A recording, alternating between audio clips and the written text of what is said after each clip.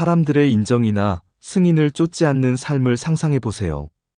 타인의 의견이 아닌 내면의 고요한 목소리가 당신을 이끄는 삶을 말입니다. 불교는 진정한 변화가 타인의 존재 속이 아니라 고독 속에서 시작된다고 가르칩니다. 영혼이 숨쉴 공간을 갖는 그곳에서요.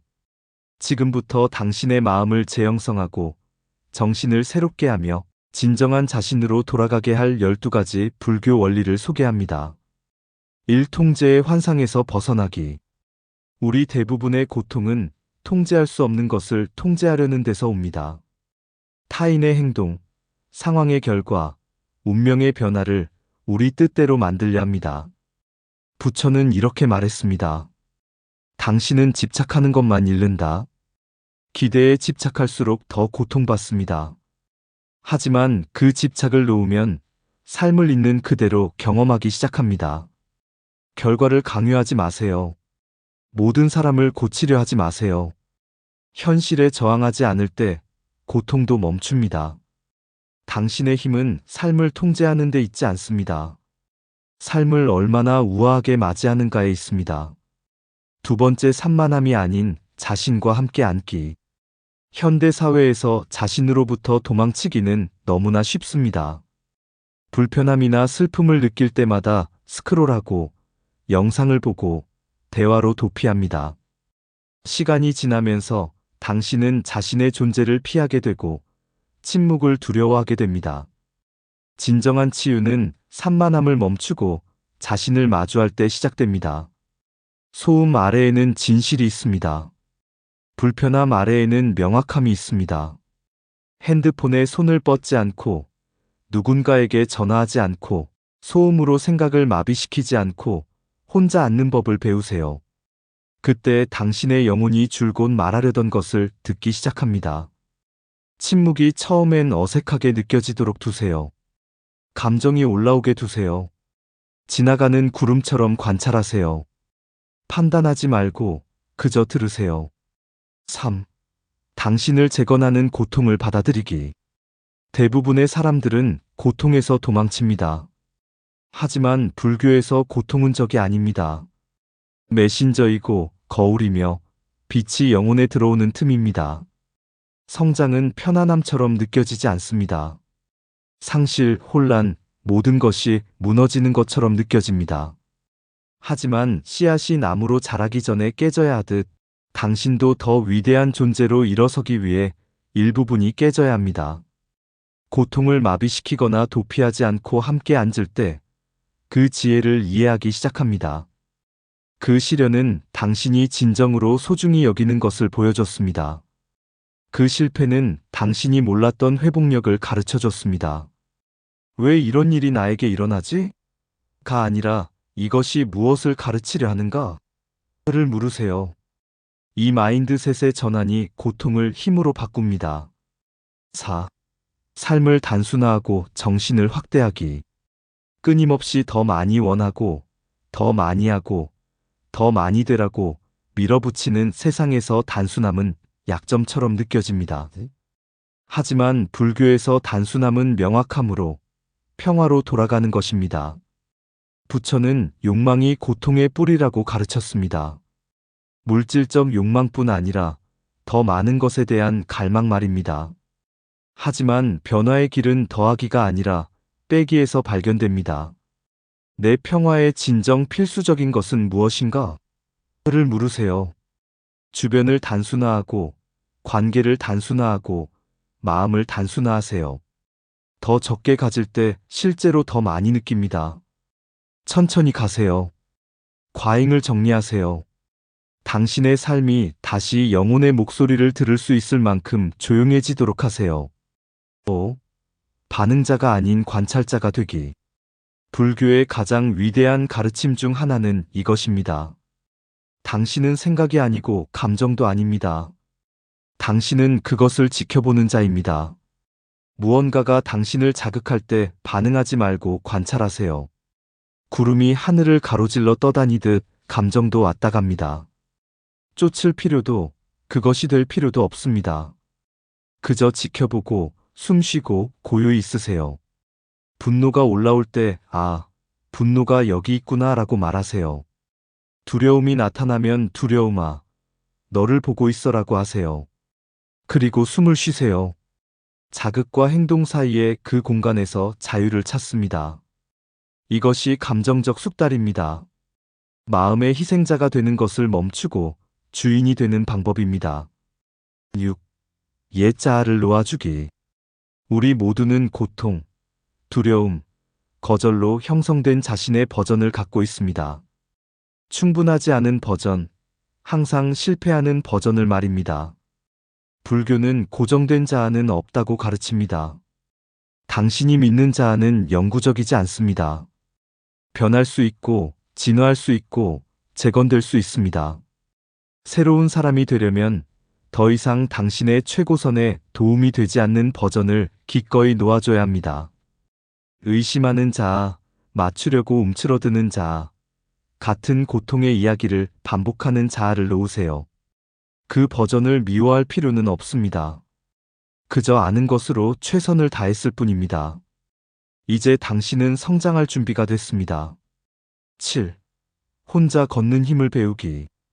버림받았거나 오해받았거나 완전히 혼자라고 느끼는 순간들이 있을 것입니다. 하지만 그 외로움이 실은 신성한 것이라면 어떨까요? 불교에서 고독은 두려워할 것이 아니라 존중할 것입니다. 혼자 걸을 때 소음 없이, 영향 없이, 타인을 위한 누군가가 되어야 한다는 압박 없이 인생에서 가장 중요한 사람을 만나기 시작합니다. 바로 자신을요. 부처는 궁전을 떠나 혼자 걸었습니다. 그리고 그 신성한 고독 속에서 보리수나무 아래에서 깨달음을 얻었습니다. 혼자 걷는 것이 외로움을 의미하지는 않습니다. 다른 누구도 당신을 붙들어 줄 필요 없이 설 수 있을 만큼 강해지는 것을 의미합니다. 8. 멀티태스킹보다 마음챙김 선택하기. 현대 사회에서 멀티태스킹은 초능력처럼 찬양됩니다. 하지만 더 많은 작업에 주의를 분산시킬수록 각각의 가져가는 자신은 줄어듭니다. 불교는 그 반대를 가르칩니다. 마음챙김, 즉 하고 있는 일에 완전히 현재하는 연습을요. 먹을 때는 그저 먹으세요. 들을 때는 그저 들으세요. 걸을 때는 발 아래 각 걸음을 느끼세요. 마음이 흩어지면 삶도 흩어집니다. 주의가 분산되면 에너지가 고갈됩니다. 모든 순간을 서두르면 그것이 조용히 제공하는 아름다움, 지혜, 치유를 놓칩니다. 접시 닦기조차 명상이 될 수 있습니다. 차 한 모금도 완전한 주의를 기울인다면 신성한 행위가 될 수 있습니다. 9. 있는 것을 받아들이고 할 수 있는 것을 바꾸기. 삶의 가장 깊은 고통의 원천 중 하나는 현실과의 싸움입니다. 우리는 상황이 달랐으면 하고, 실수를 되풀이하고, 결정을 후회하고, 통제할 수 없는 것에 집착합니다. 불교는 심오한 균형을 가르칩니다. 있는 것을 받아들이고, 바꿀 수 있는 것을 바꾸고, 그 차이를 아는 지혜를 갖는 것입니다. 받아들임은 포기가 아닙니다. 다음에 무엇을 할지 결정하기 전에 현재 순간과 평화를 이루는 것입니다. 이미 일어난 일과 전쟁을 벌일 때는 에너지를 소진합니다. 하지만 받아들이면 현명하게 대응할 공간이 생깁니다. 이것을 바꿀 수 있는가? 를 물으세요. 예라면 명확함과 연민으로 행동하세요. 아니라면 숨쉬고, 놓아주고, 삶의 펼쳐짐을 신뢰하세요. 10. 자신에게도 연민 선택하기. 타인에게 연민을 느끼기는 쉽습니다. 하지만 자신이 부족할 때 우리는 가혹한 비평가가 됩니다. 실수를 되풀이하고 침묵 속에서 자신을 모욕하고 수년 동안 죄책감을 품습니다. 불교는 연민이 집에서 시작되어야 한다고 가르칩니다. 그 집은 바로 당신 자신의 마음입니다. 자기 연민은 변명이 아닙니다. 당신이 인간이고 어려움을 겪을 수 있고 치유는 직선이 아니며 실수는 여정의 일부라는 것을 인정하는 것입니다. 실수할 때 친한 친구에게 하듯 자신에게 말하세요. 괜찮아. 배우고 있어. 노력하고 있어. 여전히 가치가 있어. 자신에게 하는 목소리가 당신 영혼이 사는 환경이 됩니다. 그 목소리가 가혹하면 영혼은 숨습니다. 친절하면 영혼은 꽃핍니다. 11. 생각을 깨뜨려 순환 깨기. 매일 수천 개의 생각이 마음을 스쳐 지나갑니다. 많은 생각들이 당신도 모르게 해롭습니다. 나는 충분하지 않아. 아무도 나를 이해하지 못해. 난 항상 실패해. 이런 생각이 자주 나타날수록 더 큰 힘을 얻습니다. 그저 생각하는 것이 아니라 믿기 시작합니다. 부처는 말했습니다. 우리는 우리가 생각하는 것이다. 우리의 모든 것은 생각과 함께 일어난다. 좋은 소식은 생각이 영구적이지 않다는 것입니다. 습관이고 패턴입니다. 반복으로 마음에 새겨진 홍과 같습니다. 그리고 프로그램된 것은 재프로그램 될 수 있습니다. 핵심은 자각입니다.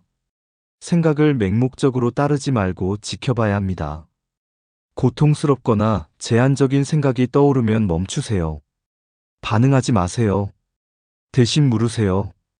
이 생각이 진실인가? 도움이 되는가? 예를 들어 난 항상 망친다는 생각이 나타나면 잡아서 말하세요. 그건 패턴이지 진실이 아니야. 실수했지만 배웠어. 성장했어. 이렇게 순환을 깨기 시작합니다. 생각이 믿음이 되기 전에 깨뜨리는 것입니다. 12. 호흡으로 돌아가기 마이너스 당신의 닷. 혼돈, 혼란, 두려움이나 불확실성의 모든 순간에 항상 당신과 함께 있는 한 가지가 있습니다. 바로 호흡입니다. 호흡은 현재 순간으로의 닫히고 자각으로 가는 문이며 몸과 마음과 정신 사이의 다리입니다. 삶이 압도적일 때 마음은 모든 방향으로 달립니다. 과거로 끌려가 무엇이 잘못됐는지 되풀이하고 미래로 뛰어들어 최악의 시나리오를 상상합니다. 하지만 호흡은 항상 지금 여기 있습니다. 어제나 내일에 존재할 수 없습니다. 오직 이 순간에만 살아 있습니다. 호흡에 자각을 가져올 때 평화로, 현존으로, 삶 자체로 돌아옵니다. 지금 해보세요. 천천히 깊게 들이마시세요. 부드럽게 멈추세요.